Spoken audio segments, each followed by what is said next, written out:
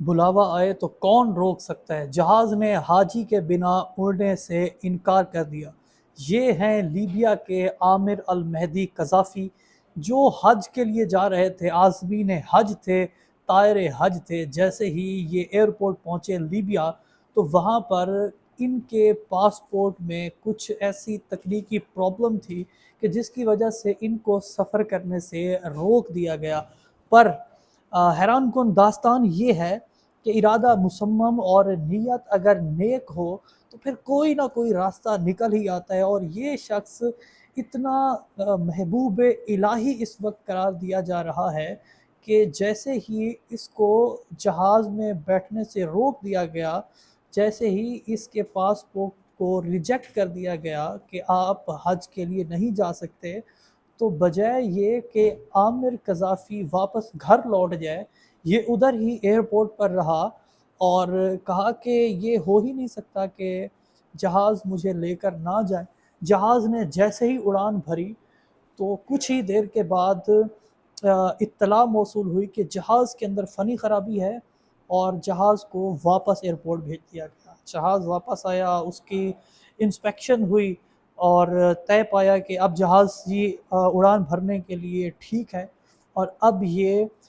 طائر حج کو، عازمین حج کو سعودیہ لے کر جائے گا۔ تو جہاز نے دوبارہ ٹیک آف کیا۔ جیسے ہی جہاز نے دوبارہ ٹیک آف کیا، پھر سے وہی پرابلم ہوئی۔ جہاز نے اڑان بھری تو کوئی اور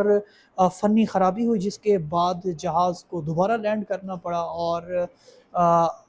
عازم حج عامر قذافی نے کہا تھا کہ یہ جہاز میرے بغیر نہیں جائے گا، یہ پھر لوٹے گا۔ ایسا ہی ہوا، دوسری بار جہاز لوٹا، تو وہ پائلٹ، وہ عملہ اور وہ ایئرپورٹ کی اتھارٹی جو پہلے عامر قذافی کو جہاز میں بٹھانے سے انکاری تھی، اس کو سعودی عرب لے جانے سے انکاری تھی، اب انہوں نے دوبارہ عامر کو کہا کہ عامر صاحب آپ آئیے، تشریف لائیے۔ عامر صاحب آئے، بیٹھے، اور پھر جیسے ہی عامر المہدی قذافی جہاز میں سوار ہوئے،